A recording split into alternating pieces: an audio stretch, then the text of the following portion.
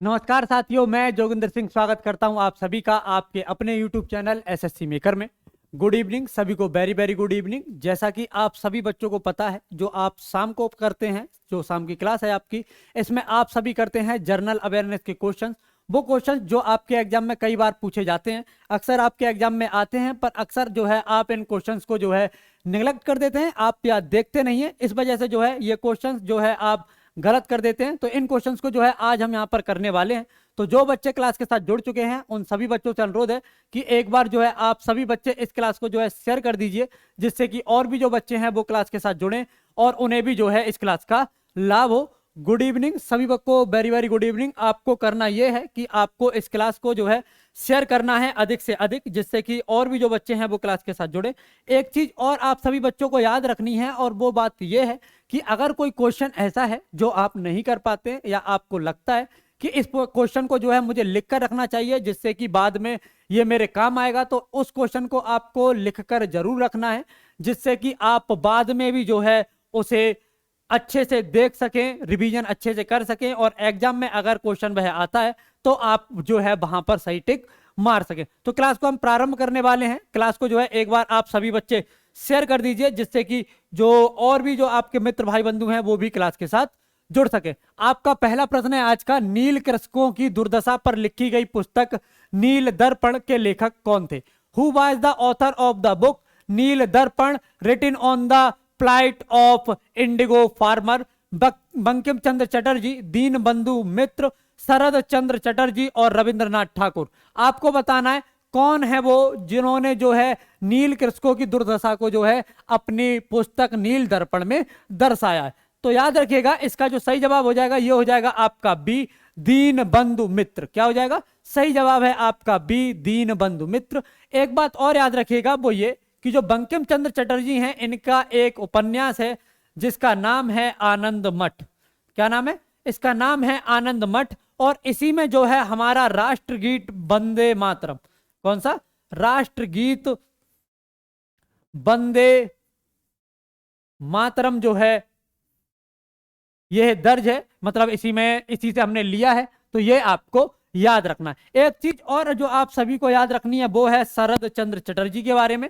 शरद चंद्र चटर्जी की एक उपन्यास है या कहें एक पुस्तक है जो कि बहुत महत्वपूर्ण है, जिस पर 2-3 बार आपने मूवी वगैरह भी देखी होंगी, जिसका नाम है देवदास। क्या नाम है? इसका नाम है देवदास। तो ये भी आपको याद रखना है। याद रखिएगा, ये सभी आपके एग्जाम के लिए महत्वपूर्ण है, आपके एग्जाम में पूछे जाती हैं। तो इन सभी को जो है आपको थोड़ा अच्छे से देखना है और इन्हें लिखते जरूर रहना है साथ के साथ में। अगला क्वेश्चन, भारतीय लोक सेवा का प्रवर्तक किया गया या प्रवर्तन किया गया? आपको बताना है लोक सेवा जो है इसका प्रवर्तक कौन है या किसने इसका प्रवर्तन जो है भारत में किया है। The Indian civil services was launched by Bentinck के शासनकाल में, कार्नवालिस के शासनकाल में, कर्जन के शासनकाल में या डलहौजी के शासनकाल में?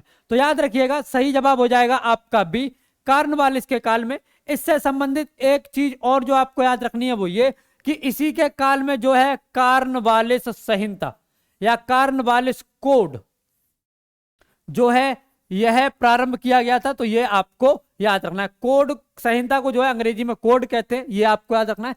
बेंटिक के बारे में आपको याद रखना है कि इन्होंने जो है सती प्रथा का अंत किया था। किसका?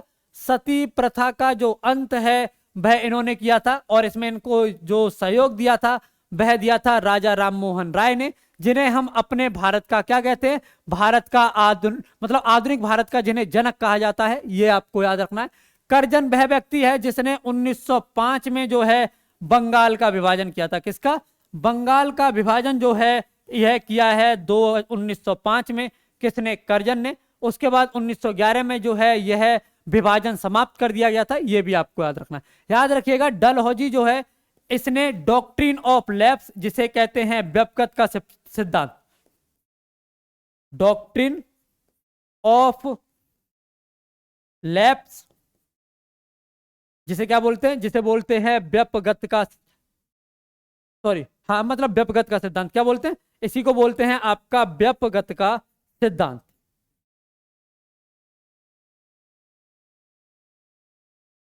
व्यपगत का सिद्धांत, तो ये आपको याद रखना है। याद रखिएगा, इसी के शासनकाल में जो है पहली ट्रेन 1853 में मुंबई से थाने के लिए चली थी, तो ये भी आपको याद रखना है। कहां से? मुंबई से थाने को जो है ये ट्रेन चली है, तो ये भी आपको याद रखना है। याद रखिएगा, ये सारी चीजें आपके लिए महत्वपूर्ण है, आपके एग्जाम में आती हैं। अगला क्वेश्चन, अगला है भारतीय राज्यों पर अंग्रेजी प्रभुत्व स्थापित करने के लिए किसने प्रशासन में सहायक संधि प्रणाली का सूत्रपात किया?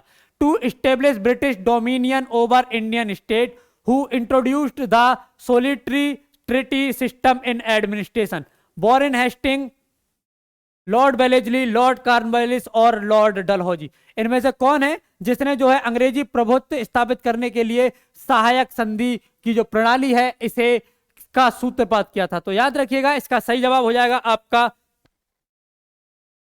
वेलेस्ली। कब जो है इसने प्रारंभ किया, या फिर यह कहें कि कब जो है सबसे पहला, देखो सबसे पहले याद रखो 1798 में जो है इसका सूत्रपात हुआ है। दूसरा, सबसे पहला राज्य जिसने सहायक संधि को जो है अपनाया है तो वह हो जाएगा हैदराबाद। क्या हो जाएगा? उसका नाम हो जाएगा आपका हैदराबाद। तो ये आपको याद रखना है। सहायक संधि बेसिकली क्या होती थी? सहायक संधि ये था कि जैसे कोई स्टेट जो है कमजोर है तो अंग्रेज कहते थे कि हम तुम्हारे स्टेट की रक्षा करेंगे, तो उसके बदले में जो है आपको हमारी आधी सेना अपने यहां रखनी होगी, उसका खर्चा देना होगा, आपकी हम रक्षा कर रहे हैं तो उसके लिए आपको पे करना होगा। और दूसरे जो राज्य हैं आपके पड़ोसी, अगर आप इन राज्यों के साथ किसी भी प्रकार के संबंध स्थापित करना चाहते हैं या किसी भी तरह की मीटिंग करते हैं तो उसकी सूचना आपको हमें जरूर देनी होगी। एक तरह से इसमें जो है जो भी राज्य सहायक संधि इस्तेमाल करता था वो एक तरह से जो है अंग्रेजों का कठपुतली सा हो जाता था। एक तरह से हो ही नहीं जाता था, पर एक तरह से कठपुतली जैसा हो जाता था। तो ये आपको याद रखना है। ईस्ट इंडिया कंपनी का राजपूत राज्यों से सहायक संधि करने का मुख्य उद्देश्य, जो ईस्ट इंडिया कंपनी है उसने जो राजपूत राजा थे उन सभी से सहायक संधि की, इसका मुख्य कारण क्या है? क्यों जो है, मतलब मुख्य उद्देश्य क्या है, क्यों जो है इन्होंने सहायक संधि की है, यह बताना है।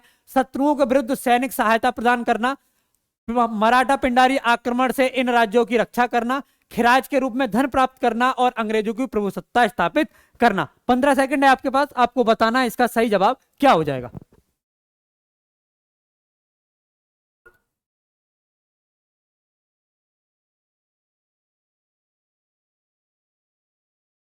क्या हो जाएगा? तो याद रखिएगा, इसका जो सही जवाब हो जाएगा ये हो जाएगा आपका डी, अंग्रेजों की प्रभुसत्ता स्थापित करना। मतलब जो अंग्रेज हैं उनकी प्रभुसत्ता जो है स्थापित हो जाए, इसके लिए जो है सहायक संधि को इजाद किया गया था। ठीक, अगला, निकोलो कॉन्टी कौन था? एक प्रसिद्ध चित्रकार, इटली का एक यात्री जिसने विजयनगर साम्राज्य की यात्रा की, एक पुर्तगाली यात्री और एक ईरानी यात्री। कौन था ये आपको बताना है। कौन? निकोलो कॉन्टी। याद रखिएगा, निकोलो कॉन्टी जो था वह इटली का था, इटली का एक यात्री था जिसने विजयनगर साम्राज्य की स्थापना की है। ये इसी ने जो है दास प्रथा के बारे में बताया है विस्तार से। इसके द्वारा विजयनगर साम्राज्य में दास प्रथा की विस्तृत जानकारी जो है इसने दी है, ये आपको याद रखना है। साथ में मतलब कैसे दास प्रथा, तो इसने बताया है कि जैसे अगर किसी ने किसी से ऋण ले लिया और वह ऋण चुका नहीं पाया, वो कर्ज चुका नहीं पाया, तो जो कर्ज देने वाला है, जो ऋण देने वाला है, उसने उस व्यक्ति को जो है दास बना लिया, या वो व्यक्ति जो है उसका दास हो जाता था। इस प्रकार से जो है दास जो व्यवस्था है इसके बारे में निकोलो कॉन्टी ने जो है बताया है। विजयनगर का उस समय शासक कौन था? तो याद रखिएगा, शासक था देवराय प्रथम। कौन था? शासक था देवराय प्रथम। तो ये भी आपको याद रखना है। ठीक है, चलिए अगला क्वेश्चन है आपका 6। मध्यकालीन भारत के निम्नलिखित में से किस संत का जन्म प्रयाग में हुआ है? इनमें से वह संत कौन सा है जिसका जन्म जो है कहां हुआ है? जिसका जन्म हुआ है प्रयाग में। Which of the following saint of medieval India was born in Prayag? Kumbhan Das, Ramanand, Raidas और तुलसी। याद रखिएगा, आप सभी बच्चों को याद रखना है, तुलसीदास का जो जन्म है कुछ लोग मानते हैं उत्तर प्रदेश में एक जगह है सोरो, उसे कुछ इतिहासकार जो है इसे चित्रकूट बताते हैं। तो याद रखिएगा चित्रकूट। अगर बात करें रैदास की, तो रैदास कहां जन्मे थे? तो याद रखिएगा ये जन्मे हैं वाराणसी में। कहां पर? वाराणसी में ये जन्मे हैं। बात करें रामानंद जी की, तो ये कहां जन्मे हैं? तो याद रखिएगा ये जन्मे हैं आपके प्रयाग में। ठीक, और बात करें कुंभन दास, तो ये जन्मे हैं ब्रज क्षेत्र में। ब्रज क्षेत्र यानी कि जो मथुरा का और पास का जो क्षेत्र है वहां पर जो है ये जन्मे हैं। तो ये आपको याद रखना है। इस हिसाब से सही जवाब हो जाएगा आपका बी, रामानंद। एक चीज और आपको रामानंद जी के बारे में याद रखनी है, वो ये कि इन्हें जो है उत्तर भारत में भक्ति आंदोलन, क्या उत्तर भारत में भक्ति आंदोलन, उत्तर भारत में भक्ति आंदोलन का प्रवर्तक माना जाता है। कहने का मतलब यह है कि दक्षिण भारत से उत्तर भारत में भक्ति आंदोलन को लेकर जो गया है उसका श्रेय किसे दिया जाता है, तो इसका श्रेय जो है रामानंद जी को दिया जाता है। तो ये आपको याद रखना है, ठीक है। अगला क्वेश्चन याद रखिएगा, ये सभी प्रश्न आपके लिए महत्वपूर्ण है, आपके एग्जाम के लिहाज से जरूरी हैं, अक्सर आपके एग्जाम में ये देखने को मिल जाते हैं। तो आपको जो है इस क्लास को, जो ये जो क्वेश्चंस हैं जो आप इस क्लास में कर रहे हैं, इन क्वेश्चंस को लिखते जरूर रहना है साथ के साथ में, जिससे कि किसी भी प्रकार की दिक्कत आपको रिवीजन के समय ना हो, या जब आप एग्जाम देने जा रहे हो तो आपको ऐसा ना लगे कि यार ये क्वेश्चन तो कराया हुआ था, बस मैं रिवीजन कर लेता तो आसानी हो जाती। तो इस तरह की चीजें अगर आपको ना हो तो इसके लिए जो है आपको इसे लिखना जरूर है। अगला प्रश्न है आपका, निम्नलिखित में से किन दो शासकों के मध्य 17 मई 1540 में कन्नौज के पास युद्ध हुआ? हुमायूं और सुल्तान मोहम्मद नूहानी, शेरशाह और हुमायूं, शेरशाह एवं मिर्जा कामरान, मोहम्मद शाह एवं हुमायूं। क्या हो जाएगा इसका सही जवाब, ये आपको बताना है। क्वेश्चन है आपका 7, आपको बताना है इसका सही जवाब जो है क्या हो जाएगा। फटाफट से जो है इसका जवाब दीजिए, इसका सही जवाब जो है क्या हो जाएगा, ठीक है, बताइए जरा। क्वेश्चन है आपका 7, बढ़िया, क्या हो जाएगा? तो याद रखिएगा इसका जो सही जवाब हो जाएगा ये हो जाएगा आपका बी, शेरशाह एवं हुमायूं। इसे जो 1540 में जो युद्ध हुआ था कन्नौज का, ये किसके बीच हुआ था? शेरशाह और हुमायूं का। इन दोनों के बीच एक युद्ध और हुआ था जिसे कहते हैं बिलग्राम का युद्ध। किसे? बिलग्राम का युद्ध। इसमें जो है दिल्ली और जो आगरा है इसका क्षेत्र जो है हुमायूं को प्राप्त हो गया था। तो यह भी आपको याद रखना, ठीक। अगला क्वेश्चन, क्वेश्चन है आपका 8, फरीद जो बाद में शेरशाह सूरी बना ने कहां से शिक्षा प्राप्त की? From where did Farid who later become Sher Shah Suri received his education? Sahasaram, Patna, Jaunpur और लाहौर। इससे क्या है, एक चीज और समझ में आती है, वो ये कि जो शेरशाह सूरी है इसका प्रारंभिक नाम या बचपन का नाम क्या था? तो याद रखिएगा इसके बचपन का नाम था फरीद। क्या नाम था? इसके बचपन का नाम था फरीद। तो ये आपको याद रखना है। इसका जो सही जवाब हो जाएगा ये हो जाएगा आपका सी, जौनपुर। जौनपुर को उस समय पूर्व का सिराज कहा जाता था। क्या? पूर्व का सिराज जो है जौनपुर को कहा जाता था। कई बार आपसे पूछा जाता है कि पूर्व का सिराज जो है किस शहर को कहा जाता है? तो याद रखिएगा जौनपुर को। किसे? जौनपुर को कहा जाता है। तो ये आपको याद रखना है। अगला, निम्नलिखित में से कौन सी एशिया से संबंधित नहीं है? Which of the following does not belong to Asia? Lop Nur, Amur, Niger और टिग्रिस। बेसिकली क्या है? ये नदी है।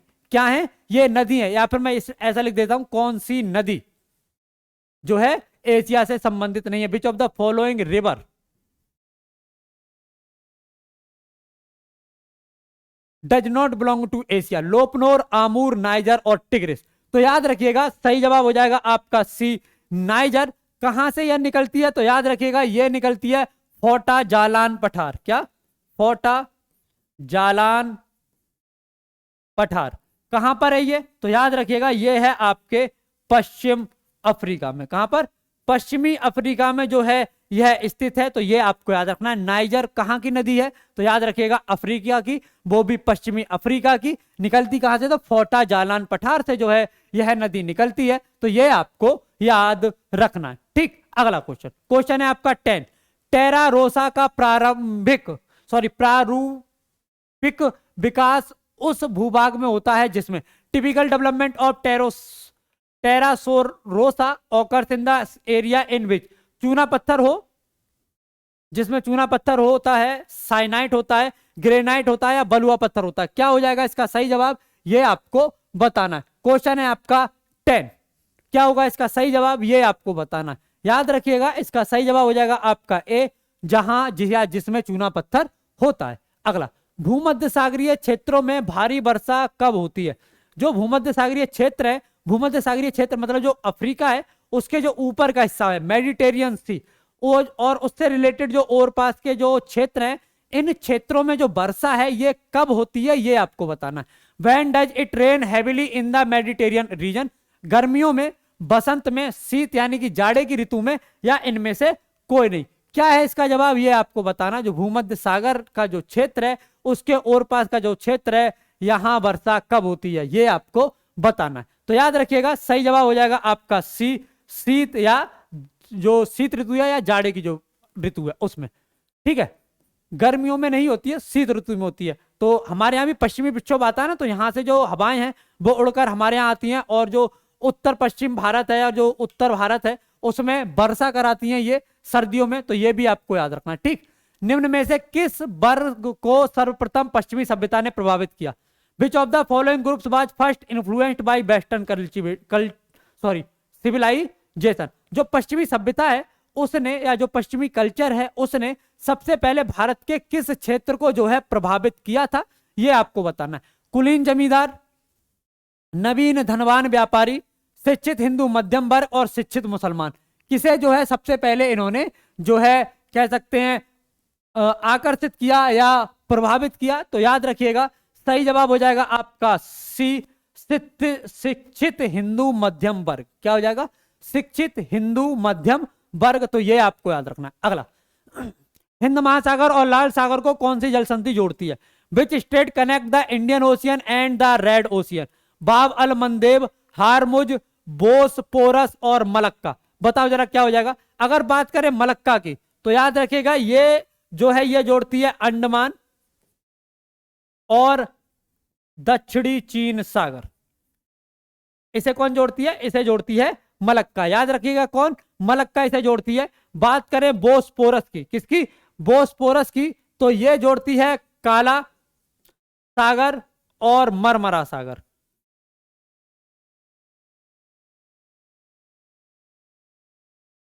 क्या हो जाएगा? काला सागर और मरमरा सागर। तो ये आपको याद रखना है। हॉर्मुज की बात करें तो ये फारस की खाड़ी को,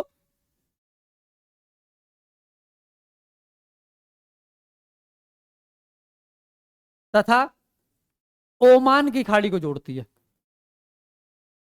ठीक, तो ये आपको याद रखना है। और इसका जो सही जवाब हो जाएगा ये हो जाएगा आपका ए, बाब अल मनदेब। क्या हो जाएगा? बाब अल मनदेब जो है इसका सही जवाब हो जाएगा। तो ये आपको याद रखना है। अगला, निम्नलिखित में से किसे 1000 झीलों का देश कहा जाता है? Which of the following is known as the country of thousands lake? 1000 झीलों का शहर किसे कहा जाता है? 1000 झीलों का देश किसे कहा जाता है? ये आपको बताना है। फिनलैंड, स्वीडन, ग्रीनलैंड और यूएसए। आपको बताना है इसका सही जवाब क्या हो जाएगा। तो याद रखिएगा सही जवाब हो जाएगा आपका ए, फिनलैंड। क्या हो जाएगा? सही जवाब हो जाएगा आपका ए, यानी कि फिनलैंड। फिनलैंड को जो है 1000 झीलों का देश जो है कहा जाता है। तो ये आपको याद रखना है। अगला, निम्नलिखित युग्मों में से कौन सुमेलित नहीं है? बॉयलिंग झील डोमिनिका, 5 फ्लावर झील मंगोलिया, रेड लेगून बोलीविया और ग्रेट स्लेव झील कनाडा। आपको बताना है इनमें से कौन सा एक जो है, कौन सी एक मैचिंग इनकरेक्ट है। एक तरफ है झील और एक तरफ है जगह, कौन सी जो है सही नहीं है, ये आपको बतानी है। फटाफट से आप सभी को आंसर देना है। 15 सेकंड का आप सभी के पास समय है। आपको बताना है इसका सही जवाब जो है क्या हो जाएगा। ठीक है,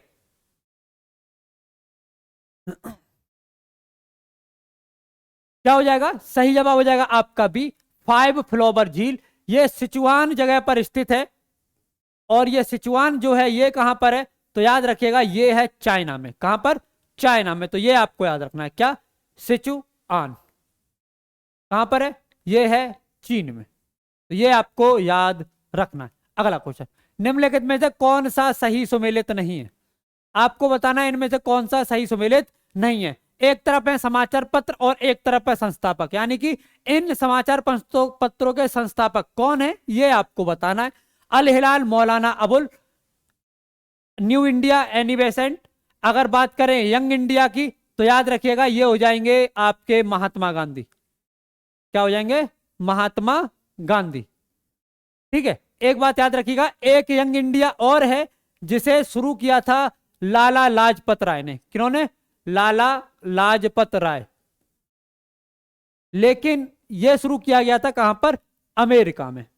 कहां पर शुरू किया गया था? यह शुरू किया गया था अमेरिका में, तो यह बात आपको याद रखनी है।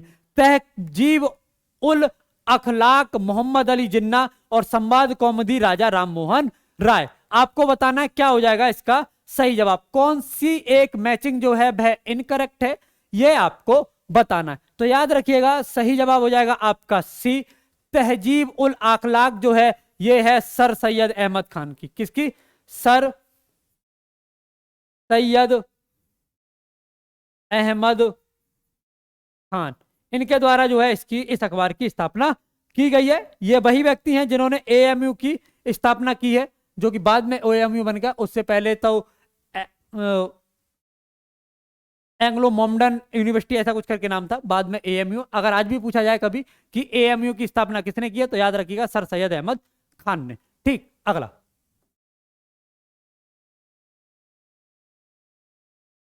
निम्नलिखित में से परमार राजवंश के इतिहास पर प्रकाश डालने वाला स्रोत कौन सा है?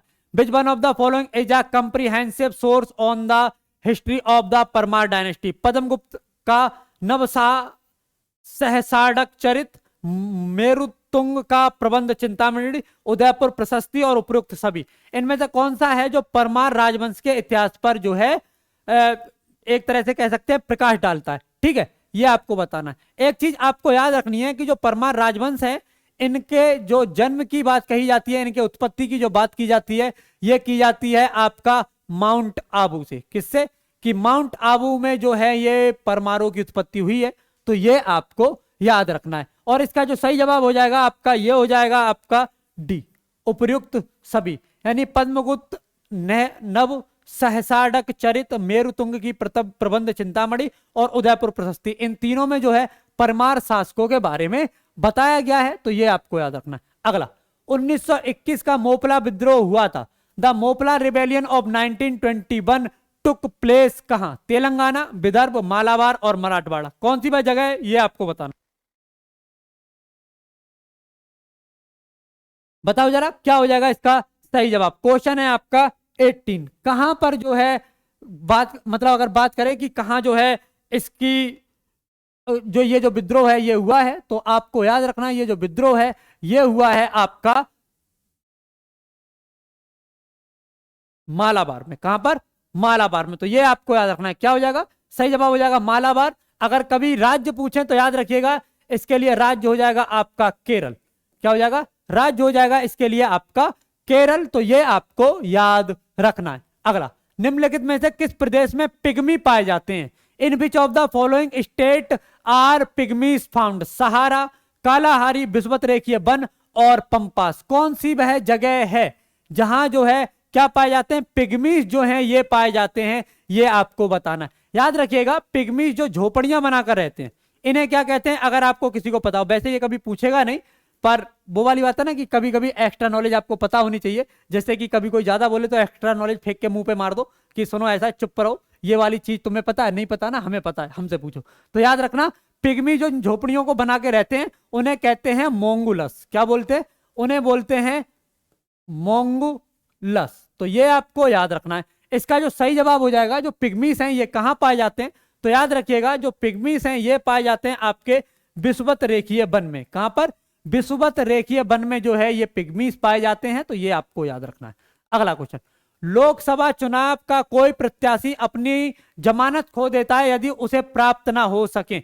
मतलब अगर कोई व्यक्ति किसी विधानसभा क्षेत्र में, या कहें आप सॉरी किसी लोकसभा क्षेत्र में, किसी लोकसभा के चुनाव क्षेत्र में अगर खड़ा होता है, तो वहां जो लोग होते हैं जो चुनाव में वोट डालने वाले हैं, उनमें से कितने प्रतिशत या कितने वोट जो है उसे प्राप्त होने चाहिए, अगर वह प्राप्त नहीं कर पाता है तो वह अपनी जमानत राशि भी जो है खो देता है। बताओ, a candidate for election to the Lok Sabha loses his security if he is unable to obtain. वैध मतों का 1/3, 1/4, 1/5 या उपरोक्त में से कोई नहीं। क्या हो जाएगा इसका सही जवाब? तो याद रखिएगा इसका सही जवाब हो जाएगा आपका डी, उपयुक्त में से कोई नहीं। कारण इसका सही जवाब है आपका वैध मतों का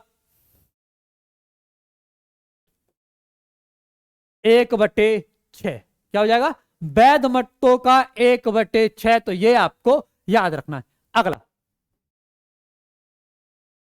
निम्न में से कौन राज्यसभा का सदस्य होते हुए भी लोकसभा की कार्यवाही में भाग ले सकता है?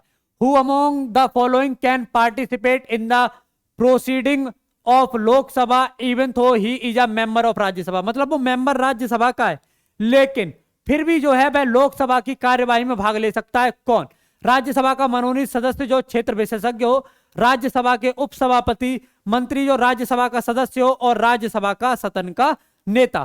कौन जो है इसमें पार्टिसिपेट कर सकता है ये आपको बताना है। याद रखिएगा अगर ये राज्यसभा का मेंबर है तो ये लोकसभा में वोट नहीं दे सकता है लेकिन उस कार्रवाई में भाग ले सकता है। कौन? राज्यसभा सदन का नेता। क्या हो जाएगा? जो राज्यसभा जो सदन है उसका जो नेता है, जो नेता चुना जाता है वह जो है सदन जो लोकसभा है उसमें क्या ले सकता है? उसकी कार्रवाई में पार्टिसिपेट कर सकता है, उसमें भाग ले सकता है। तो ये आपको याद रखना है। अगला, निम्न में से किस राष्ट्रपति ने एक शक्ति का प्रयोग किया था जिसे संवैधानिक शब्दावली में जेबी निषेधाधिकार कहा जाता है? Which of the following president exercised a power which is constitutional terminology is called जेबी prohibition power? Doctor Rajendra Prasad, V V Giri, Gyani Zail Singh, doctor APJ Abdul Kalam. बताओ जरा क्या हो जाएगा? क्वेश्चन है आपका 22। सही आंसर क्या हो जाएगा ये आपको बताना है। बताओ जरा। याद रखिएगा सही जवाब हो जाएगा इसका आपका सी, ज्ञानी जैल सिंह। क्या हो जाएगा? सही जवाब हो जाएगा आपका सी, ज्ञानी जैल सिंह। कब इन्होंने इस शक्ति का प्रयोग किया था? तो इस शक्ति का प्रयोग किया था इन्होंने 1986 में। कौन सा था? डाक बिल था जिसमें था कि जो डाक वगैरह जाती है उनके जो है उन्हें एक बार खोल के पढ़ लिया जाए जिससे कि मतलब पता चल सके कि कोई देश के खिलाफ कोई इधर उधर की बातें तो नहीं कर रहा है, मतलब कोई कुछ गोपनीय तरह से कुछ कर तो नहीं रहा है, लेकिन इस पर जो है प्राइवेसी का उल्लंघन होता है इसलिए इन्होंने जो है 1986 में इस पर क्या किया था? जेबी वीटो का जो है अधिकार मतलब जो है लागू लगा दिया था। तो ये आपको याद रखना है। ठीक, केंद्र सरकार और राज्य सरकारों को प्राधिकार प्राप्त होता है, मतलब इन दोनों को जो अधिकार है, जो प्राधिकार, जो शक्तियां हैं ये कहां से प्राप्त होती हैं? The central government and the state government are empowered by, भारतीय संविधान से, भारत के राष्ट्रपति से, भारत के प्रधानमंत्री से या भारत की संसद से? किससे जो है इन्हें प्राधिकार प्राप्त होते हैं? केंद्र और राज्य दोनों को। तो याद रखिएगा इसका एक और एक ही स्रोत है मात्र, वो है भारतीय संविधान। क्या है? भारतीय संविधान हमारे देश में जो भी है, चाहे केंद्र हो, राज्य सरकार हो या अदर जो भी शक्तियां हैं, उन सभी को जो है शक्तियां या बॉडीज हैं उन सभी को जो शक्तियां प्रदान की जाती हैं वो संविधान द्वारा की जाती हैं। तो ये आपको याद रखना है, भूलिएगा मत। अक्सर एग्जाम में ये क्वेश्चन आ जाते हैं और आप इन क्वेश्चंस को गलत कर देते हैं जो कि गलत है। इस तरह के क्वेश्चंस आपको गलत नहीं करने, आपको इन्हें लिखते जरूर रहना है जिससे किसी भी प्रकार की दिक्कत आपको ना हो। नोट करते रहिए, लिखते रहिए। किसी भी प्रकार की कोई दिक्कत हो तो आप नीचे कमेंट में लिखकर बता सकते हैं कि ये बीच में समस्या है। ठीक है। अनुच्छेद 108 के अंतर्गत लोकसभा और राज्यसभा की संयुक्त बैठक आहूत की जाती है। Joint sitting of Lok Sabha and Rajya Sabha is called under article 108।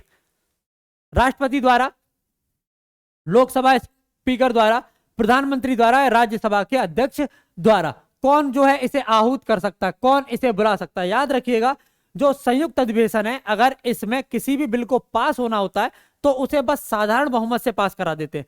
और स्पेशली बात यह है कि चाहे संविधान संशोधन हो या धन विधेयक हो, इन दोनों से संबंधित अगर कोई जो बिल है तो उसके लिए संयुक्त बैठक का कोई प्रावधान नहीं है। सिर्फ और सिर्फ साधारण बिल के लिए संयुक्त बैठक का प्रावधान है अगर लोकसभा और राज्यसभा दोनों इस बात को नहीं मानती हैं तब। याद रखिएगा इसे आहूत करता है राष्ट्रपति और इसकी जो अध्यक्षता है यह करता है स्पीकर। कौन करता है?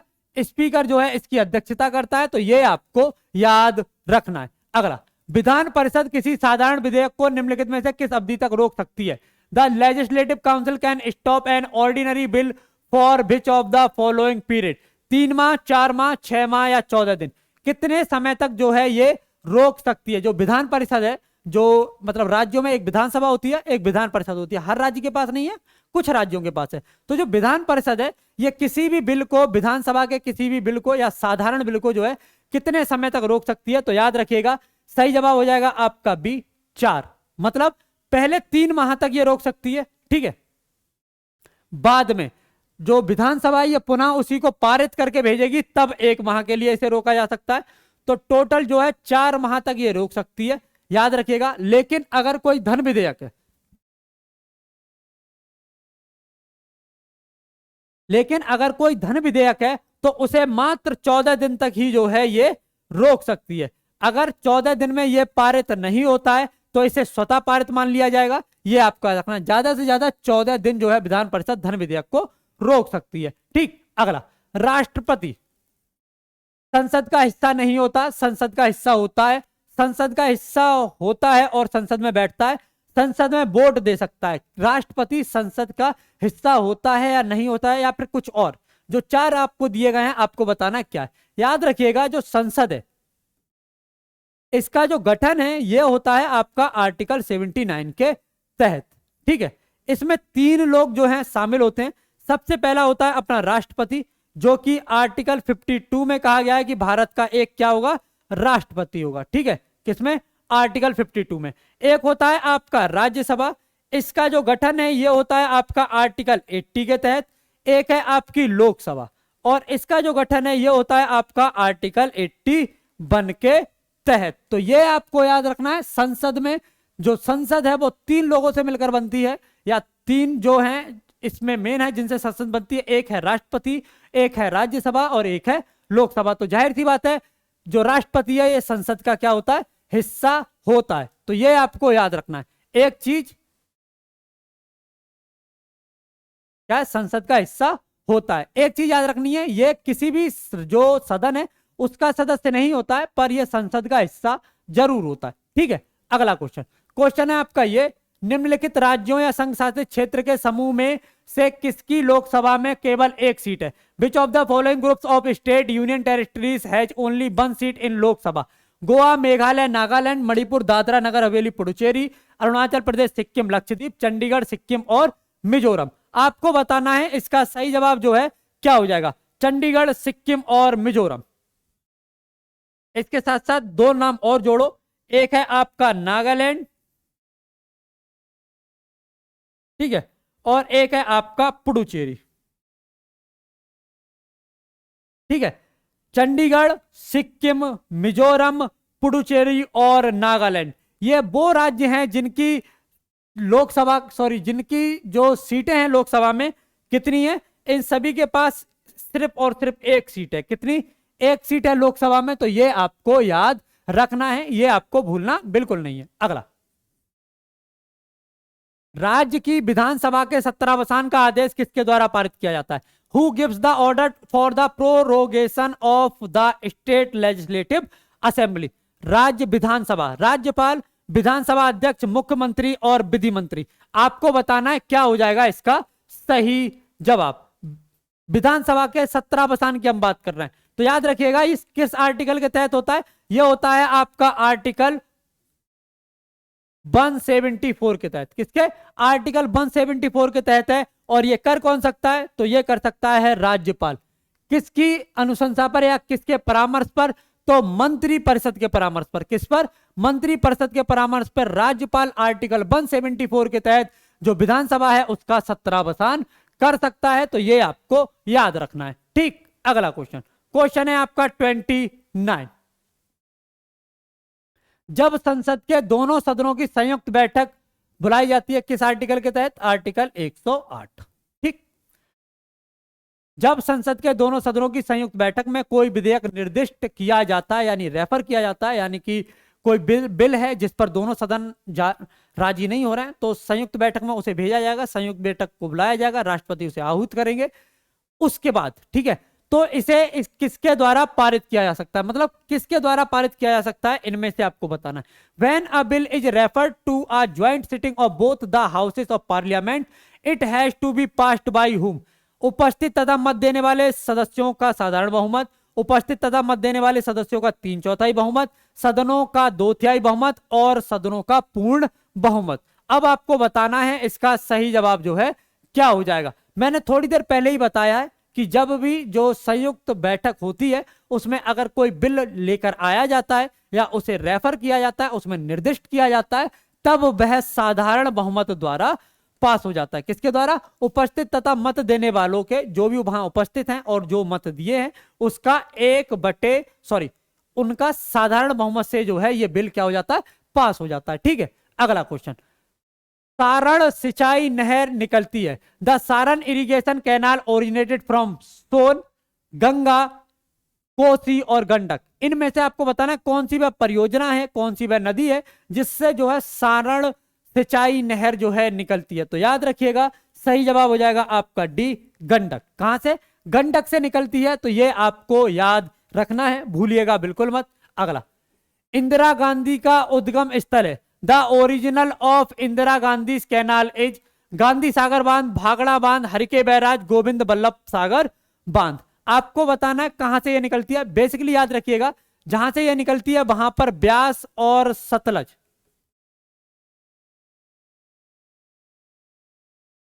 इनका क्या है? इनका है संगम। तो ये आपको याद रखना।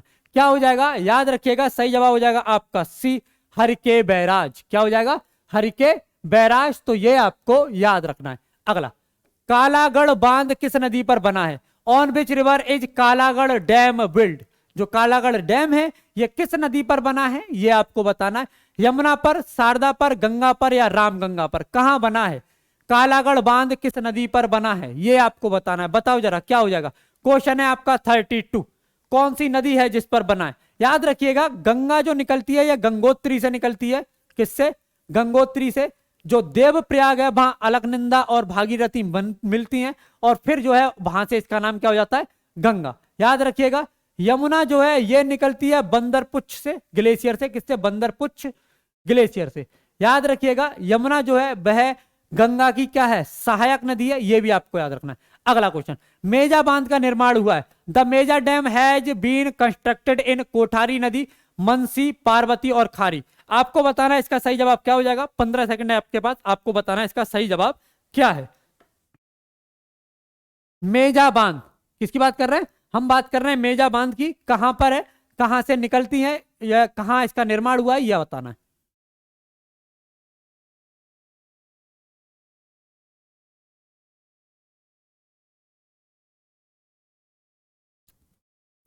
कहां इसका निर्माण हुआ है? तो याद रखिएगा ये निर्माण हुआ है इसका कोठारी नदी पर। कहां पर? कोठारी नदी पर। और ये कहां पर है? तो याद रखिएगा ये भीलवाड़ा से कुछ दूरी पर स्थित है। कहां पर? राजस्थान में। कहां पर?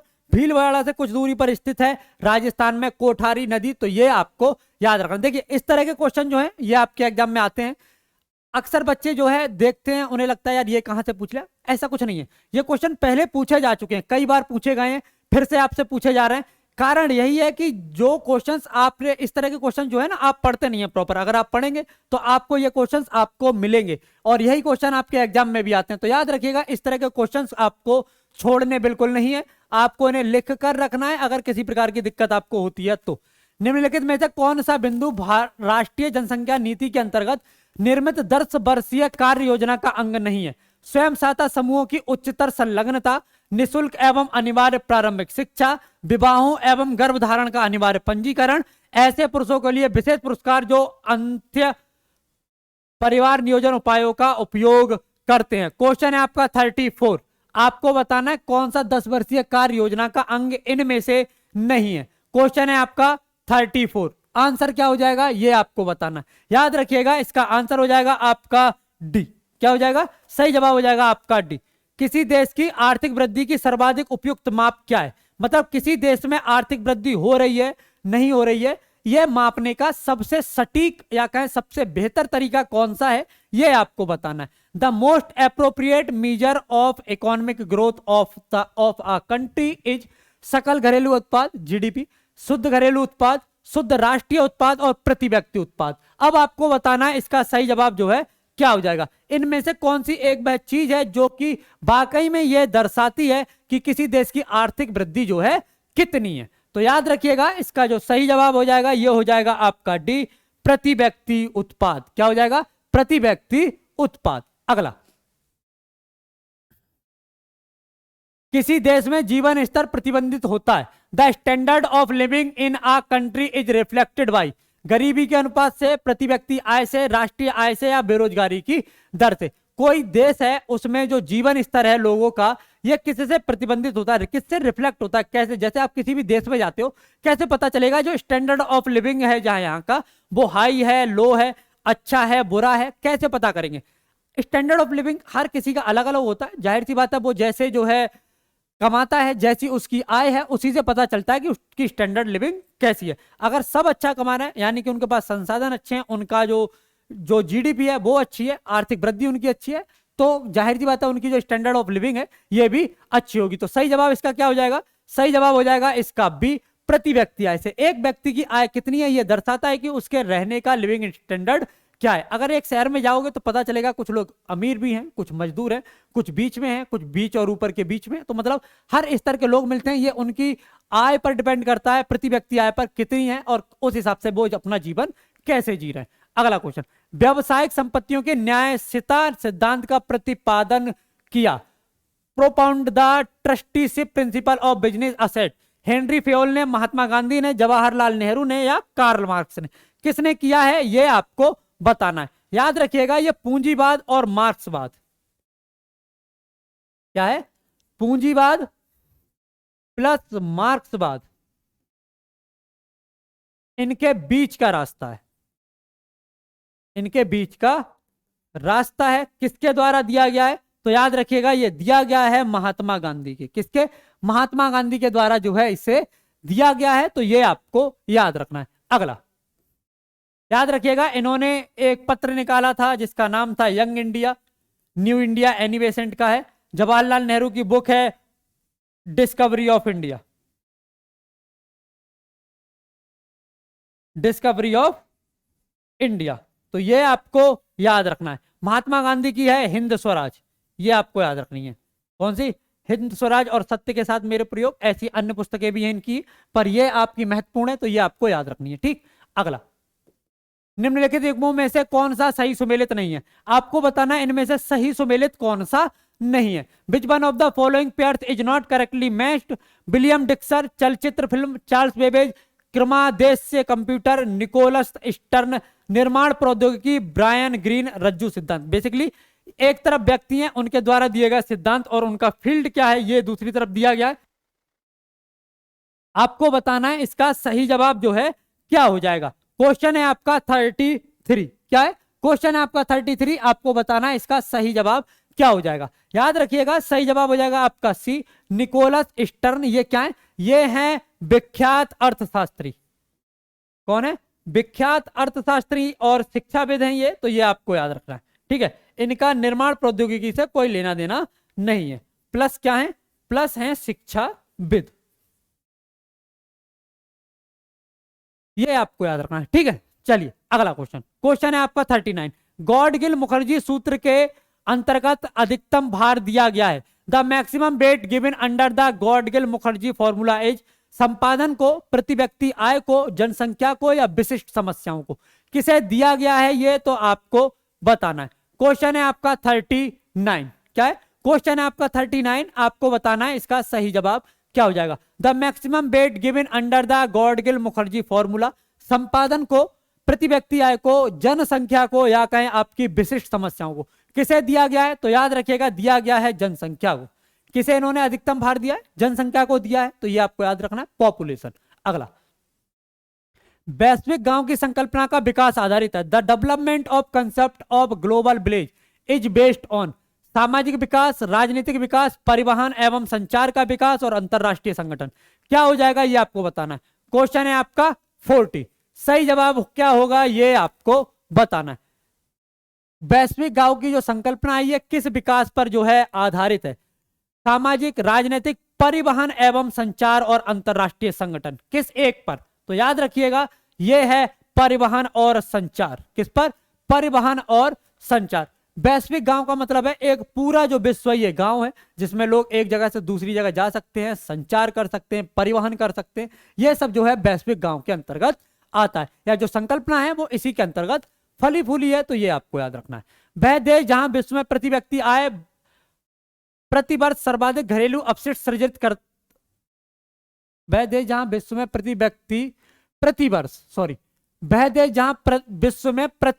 प्रति वर्ष सर्वाधिक घरेलू अपशिष्ट सृजित होता है कौन सा वह देश है? The country which generates maximum domestic waste per capita per year in the world is. Australia, Denmark, Ireland और संयुक्त राज्य अमेरिका। क्वेश्चन है आपका 41, आपको बताना है इसका सही जवाब जो है क्या हो जाएगा। तो याद रखिएगा सही जवाब हो जाएगा आपका बी, डेनमार्क। क्या हो जाएगा? सही जवाब हो जाएगा आपका बी यानी कि डेनमार्क। अगला, नगरीकरण का कारण है, the reason for urbanization is, ग्रामीण नगरीय असंतुलन, रूरल अर्बन इम्बैलेंस, ग्रामीण क्षेत्रों में नौकरी के अवसरों की कमी, lack of job opportunity in rural areas, कृषि भूमि की ना बढ़ सकने वाली प्रकृति, non growing nature of agriculture land और नगरों की चुंबकीय विशेषता, मैग्नेटिक कैरेक्टरिस्टिक्स ऑफ सिटीज। आपको बताना नगरीकरण का इनमें से कौन सा एक कारण या दो या तीन या सभी कारण हो सकते हैं। क्या हो जाएगा? एक और दो, एक दो तीन, दो और चार, या सॉरी दो तीन चार और उपयुक्त सभी। क्या इन चारों में से जो है कौन कौन से कारण या क्या क्या कारण जो है नगरीकरण के हो सकते हैं, ये आपको बताना है। तो याद रखिएगा इसका सही जवाब हो जाएगा आपका डी, ये सभी कारण हैं नगरीकरण के। इन सभी कारणों से जो है नगरीकरण का विकास होता है, तो ये आपको याद रखना है। अगला, किस राष्ट्रीय राजमार्ग को शेरशाह सूरी मार्ग कहते हैं? Which national highway is known as Sher Shah Suri मार्ग?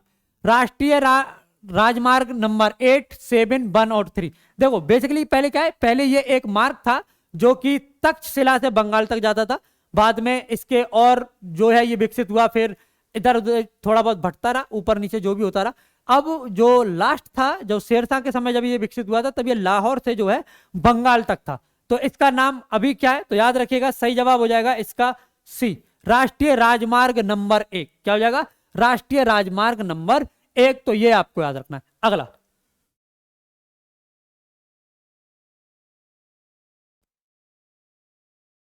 मशहूर भारतीय मठों के संदर्भ में निम्नलिखित में से कौन सा युग्म सही नहीं है? With reference to the famous Indian monasteries which of the following pairing is not correct? Ghum, Jammu और कश्मीर, मोनेस्ट्री जो मठ है ना, जो बौद्ध मठ है, एक तरफ मठ है एक तरफ है राज्य, देश, सॉरी स्टेट। आपको बताना है क्या होगा। घूम जम्मू और कश्मीर की, हिमाचल प्रदेश, रुमटेक सिक्किम और तवांग अरुणाचल प्रदेश। कौन सा जो मठ है इसमें सही नहीं है, इनकरेक्ट है, ये आपको बताना है। क्वेश्चन है आपका 44, आपको बताना है इसका सही जवाब जो है क्या हो जाएगा। तो याद रखिएगा इसका जो सही जवाब हो जाएगा ये हो जाएगा आपका ए, जो घूम है ये जम्मू कश्मीर में ना होकर कहां पर है? ये है दार्जिलिंग में। कहां पर है? ये है दार्जिलिंग में। और दार्जिलिंग कहां, किसका भाग है? तो याद रखिएगा वेस्ट बंगाल का। किसका? पश्चिम बंगाल का। तो ये आपको याद रखना है। कहां का? पश्चिम बंगाल का। तो ये आपको याद रखना है। अगला क्वेश्चन, उत्तरायण का त्योहार विशिष्ट रूप से किस राज्य में मनाया जाता है? In which state is the festival of Uttarayan specially celebrated? Kerala, Uttar Pradesh, Jharkhand और आपका गुजरात। कहां पर जो है उत्तरायण का त्योहार मनाया जाता है, यह आपको बताना है। तो याद रखिएगा सही जवाब हो जाएगा आपका डी, गुजरात। कहां पर? गुजरात में जो है ये मनाया जाता है। तो ये आपको याद रखना है। अगला, निम्नलिखित में से कौन एक पैसेज टू इंग्लैंड पुस्तक का लेखक है? Who among the following is the author of the book a passage to England? B S Naipaul, Khushwant Singh, Salman Rushdie और नीरद सी चौधरी। क्या हो जाएगा इसका सही जवाब, ये आपको बताना है। आपके एग्जाम में ये पुस्तक बहुत महत्वपूर्ण है, कई बार पूछी गई है और अक्सर आगे भी पूछे जाने के चांसेस इसके बने रहते हैं। आपको बताना है अ पैसेज टू इंग्लैंड, इस पुस्तक के लेखक जो है कौन है? तो याद रखिएगा ये हो जाएगा आपका डी, नीरद सी चौधरी। क्या हो जाएगा?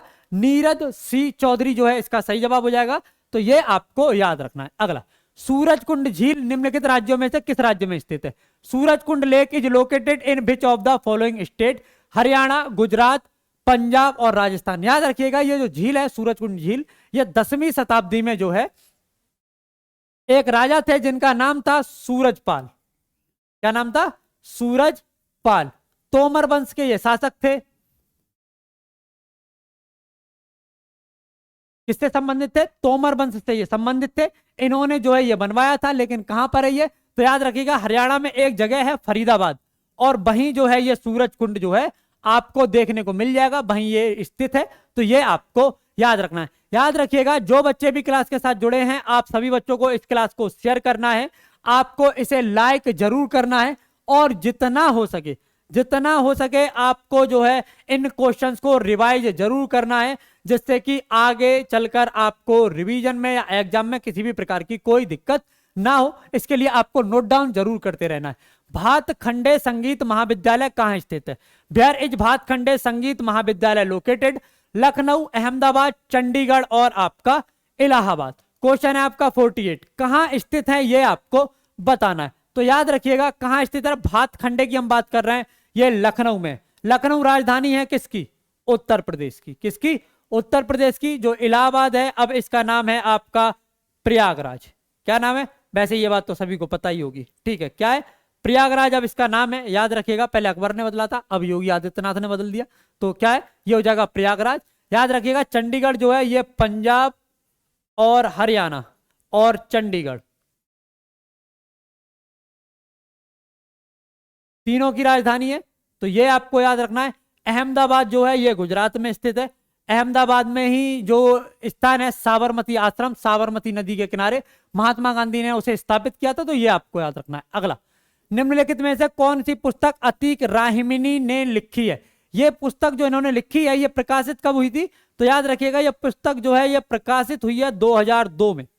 कब प्रकाशित हुई है? प्रकाशित हुई है 2002 में। Earth and acid, this savage rite, the red devil और witness the night, which of the following book is written by Atiq Rahimi. आपको बताना है इसका सही जवाब क्या हो जाएगा। तो याद रखिएगा सही जवाब हो जाएगा आपका ए, अर्थ एंड एसिड। क्या हो जाएगा? अर्थ एंड एसिड। ये पुस्तक जो है ये 2002 में प्रकाशित हुई है। तब से अब तक कई बार पूछी जा चुकी है। जाहिर सी बात है इतने स्टैटिक के क्वेश्चन हैं, एग्जामिनर भी वही पुराने साल के कोई क्वेश्चन देखता है, उसे लगता है यार ये क्वेश्चन यूनिक लग रहा है, इस क्वेश्चन को उठा के रख देते हैं, तो यही क्वेश्चन उठा के रख दिए जाते हैं इस तरह के। तो इन क्वेश्चंस को ध्यान से देखना है, ठीक है। याद रखिएगा आपको नोट डाउन जरूर करना है अगर किसी प्रकार की कोई दिक्कत आपको होती है। माई कंट्री माई लाइफ नामक पुस्तक के लेखक कौन है? Who is the author of the book my country my life? Mamata Banerjee, L K Advani, Raghav बहल और दमन सिंह। क्वेश्चन है आपका 50। याद रखिएगा आपकी एक क्लास जो है सुबह 7 बजे चलती है। करंट अफेयर की एक क्लास है, विभा मैम इस क्लास को कराती हैं, तो इस क्लास के साथ जुड़िएगा। एक क्लास है आपकी सुबह 11 बजे, ये किसकी है? ये है रेलवे ग्रुप डी के लिए। एक क्लास है आपकी शाम को 5 बजे, ये है आपकी जीएस स्पेशल की क्लास, तो इस क्लास के साथ भी आपको जरूर जुड़ना है। एक क्लास है आपकी रात 8 बजे और ये है आपकी मैथ और रीजनिंग की क्लास। आपके अपने अजय सर इस क्लास को कराते हैं, तो इस क्लास के साथ भी आपको जरूर जुड़ना है। बेसिकली ये जो 11 बजे है ये हो रही है आपकी एमटीएस और जो रेलवे ग्रुप डी है इसके लिए जो प्रैक्टिस सेट हैं ये चल रहे हैं आपके सुबह 11 बजे, तो इस क्लास के साथ आपको जुड़ना है। इन सभी क्लासेस के साथ आपको जरूर जुड़ना है। एक चीज जो आपको याद रखनी है इसमें, इसका सही जवाब हो जाएगा एल के आडवाणी, लाल कृष्ण आडवाणी, तो ये आपको याद रखना है। याद रखिएगा आप सभी बच्चों के लिए एसएससी मेकर परिवार ने जो है लॉन्च किया है एमटीएस और हवलदार के लिए टारगेट बैच। यह रिकॉर्डेड बैच है, इसमें आपको कुछ जो वीडियोस हैं वो आपको कैसी मिलेंगी? लाइव मिलेंगी। कुछ क्लासेस आपको यहां पर लाइव देखने को मिल जाएंगी टारगेट बैच में। ये यहां आपको पीडीएफ मिलेगी, कंटेंट जो है बहुत ही बेहतर दिया जाएगा। साथ में याद रखिएगा जो भी आपकी क्लासेस हैं एकदम बेसिक से कराई जाएंगी, साथ में लिखी हुई पीडीएफ वगैरह आपको सब प्रोवाइड यहां पर कराई जाएगी। 399 में आप इसे क्या कर सकते हैं? ज्वाइन कर सकते हैं। यह वह नंबर है जिस पर फोन करके आप अपनी सारी समस्याओं का समाधान पा सकते हैं। रिकॉर्डेड बैच देने का फायदा यह होता है कि आप अपनी स्पीड के हिसाब से जो भी आपकी क्षमता है उस हिसाब से इस कोर्स को जितनी जल्दी हो सके उतना पूरा आप कर सकते हैं। 2 ही महीने का समय बचा है, तो ऐसे में जो है लाइव क्लासेस करके आपके कोर्स को कंप्लीट कराना बहुत ज्यादा बर्डन हो जाता है आप पर, इसलिए जो है आपको जो है रिकॉर्डेड बैच प्रोवाइड कराया जा रहा है, तो इसे आप जरूर ज्वाइन कीजिए। याद रखिएगा आपकी मैथ की क्लास चलती है रोज रात 8 बजे, एकदम बेसिक से आपके अपने अजय सर इस क्लास को कराते हैं। अल्टरनेट डे पर ये क्लासेस होती हैं, तो इन क्लासेस के साथ आपको सभी को जरूर जुड़ना है, जरूर जुड़िएगा। याद रखिएगा कुछ लिंक हैं, जैसे पहले वाला जो लिंक है ये है आपके ऐप का लिंक, इस पर क्लिक करके वीडियो के डिस्क्रिप्शन में भी ये लिंक पड़ा है। साथ में अगर आप जो है जाएंगे प्ले स्टोर पर, वहां अगर एसएससी में सर्च करेंगे तो वहां भी आपको ये ऐप मिल जाएगा। इसमें आपको मिलेगी क्लास की PDF, daily quiz, mock test, important notes, e books और भी बहुत सी चीजें आपको यहां देखने को मिल जाएंगी। तो इसके साथ जो है आपको इसे आपको जरूर डाउनलोड करना है। आपके एग्जाम के लिए जो भी चीज जरूरी है, जो भी महत्वपूर्ण है, जो आपके एग्जाम में आपको सफल बनाएंगी, सब चीजों का प्रावधान यहाँ किया गया है, तो आपको इसे जरूर डाउनलोड करना है। आप हमें इंस्टाग्राम, फेसबुक, ट्विटर पर फॉलो जरूर कीजिए, नहीं किया तो कर लो। और जिन बच्चों ने हमें टेलीग्राम पर ज्वाइन नहीं किया, वो बच्चे टेलीग्राम पर जरूर ज्वाइन करें। पहला, एक तो जब भी आपकी क्लास स्टार्ट होती है उससे पहले यहाँ पर क्या किया जाता है, शेयर किया जाता है, जिससे कि आपकी कोई भी क्लास मिस ना हो। दूसरा, जो भी इंफॉर्मेशन हमें देनी होती है, चाहे एग्जाम से रिलेटेड, चाहे आपकी क्लासेस से रिलेटेड, सारी जो है आपके इस टेलीग्राम चैनल पर आपको प्रोवाइड कराई जाती है। तो इस पर क्या करें, इस पर आप जरूर इसे जरूर जुड़ जाएं, इससे जरूर जुड़ें, इसे जरूर जो है ज्वाइन करें। ये आपके अपने परिवार एसएससी मेकर के यूट्यूब चैनल का लिंक है, तो आपको इसे शेयर करना है अधिक से अधिक, जिससे कि अधिक से अधिक बच्चे क्लास के साथ जुड़ें, उन्हें भी इस क्लास का जो है लाभ प्राप्त हो। इसके लिए आपको इसे शेयर करना है ज्यादा से ज्यादा। अगर आप चैनल पर पहली बार आए हैं तो चैनल को आपको सब्सक्राइब कर लेना है, साथ में बेल आइकन का बटन दबाना है, जिससे कि आपको क्लास का नोटिफिकेशन टाइम टू टाइम मिले। यह क्लास आपके लिए महत्वपूर्ण थी, तो इस क्लास को जो है आपको शेयर करना है अधिक से अधिक, जिससे कि अधिक से अधिक बच्चे क्लास के साथ जुड़े और उन्हें भी जो है इसका लाभ प्राप्त हो। चलिए कल मिलते हैं, तब तक के लिए जय हिंद, जय भारत।